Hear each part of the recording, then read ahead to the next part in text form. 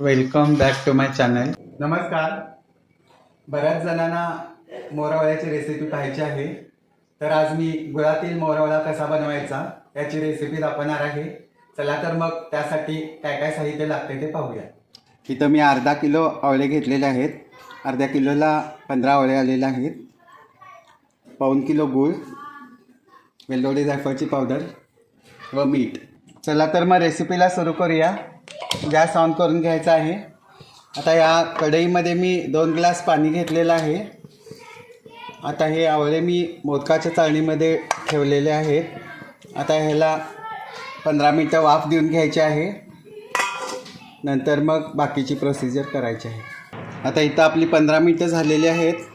झाकण काढून घ्यायचं आहे. हे पहा, छान असा आवळा वाफलेला आहे. आता गॅस बंद करून घ्यायचा आहे व कढई खाली घ्यायची आहे व हे आता 15 मिनटं थंड होण्यास ठेवायचं आहे. नंतर ह्याला टोचून घ्यायचं आहे. आता आपली 15 मिनटं इथं झालेली आहेत. हे पहा, आवळे थंड झालेले आहेत. बाजारामध्ये भांड्यांच्या दुकानामध्ये अशा टाईपचं टोचणं मिळतं. ते टोचण्याने हे आवळे सगळे सर्व बाजूनी टोचून घ्यायचे आहेत. आणि जर करता तुमच्याकडं असलं टोचणं नसेल तर तुम्ही असा काट्याचा चमचा घेऊन असं टोचणी मारला तरी पण चालते. आता अशा पद्धतीनं मी सर्व आवळे टोचणी मारून घेणार आहे. नंतर मग पुढची प्रोसिजर दाखवणार आहे. हे पहा, अशा टोचण्याने हे सगळे आवळे इथं आता मी सगळ्या साईडनी टोचून घेतलेले आहेत. चला तर आता गॅस ऑन करून घेऊया. कढई ठेवून घ्यायची आहे. त्यामध्ये 1 पाव वाटी पाणी घालायचं आहे व इथं मी अर्धा किलो आवळ्यासाठी पाऊण किलो गूळ घेतलेला आहे. तर आता याचा पाक बनवून घ्यायचा आहे. हे पहा, किती मस्त असा हा आपला गूळ आता इथं सगळा विरघळलेला आहे. पाक आपला छान इथं रेडी झालेला आहे.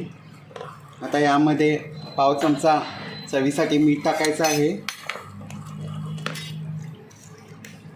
व 1 चमचा वेलदोडी जायफळची पावडर टाकायची आहे. छान असं मिक्स करून घ्यायचं आहे. हे पहा, इथं 5 मिनटं लागलेली आहेत मला पूर्ण गूळ विरघळून असा पाक बनण्यासाठी. आता पाक आपला रेडी झालेला आहे. आता यामध्ये टोचणी मारलेले आवळे सोडायचे आहेत व परत 5 मिनटं उकळून घ्यायचे आहेत.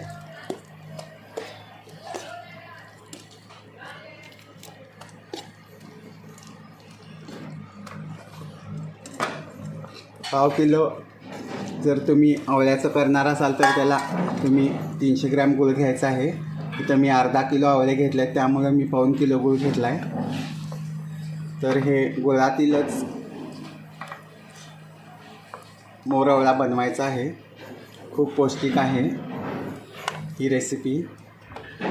आता गॅस थोडासा मोठा करायचा आहे व छान 5 मिनटं आता ह्याला उकळून घ्यायचं आहे. इथं आपली 5 मिनटं आता झालेली आहेत. हे पहा, छान मोरावळा शिजलेला आहे. आता गॅस बंद करून घ्यायचा आहे व 15 मिनटांनी सगळा पाक थंड झाल्यानंतर मग ते सर्विंग बाउलमध्ये काढून घ्यायचं आहे. हे पहा, सुंदर असा हा मोरावळा इथं आता खाण्यासाठी रेडी झालेला आहे. हा मोरावळा शरीरासाठी खूप चांगला आहे.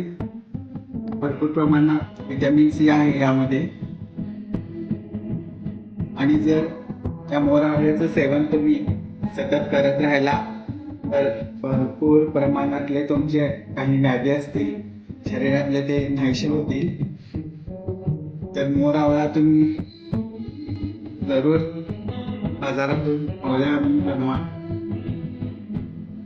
हा मोरावळा कमीत कमी 7-8 महिने चांगला राहतो. याला काय फ्रीजमध्ये ठेवायची गरज नाही. बाहेर सुद्धा हा गुळातील पाकातील मोरावळा खूप दिवस टिकतो. तर ही रेसिपी तुम्हाला आवडली असेल तर नक्की घरी ट्राय करून पहा आणि आवडल्यास कमेंट सेक्शनमध्ये जरूर करा. आवडली असेल तर चॅनेलला लाईक, शेअर आणि सबस्क्राईब करा. Thanks for watching.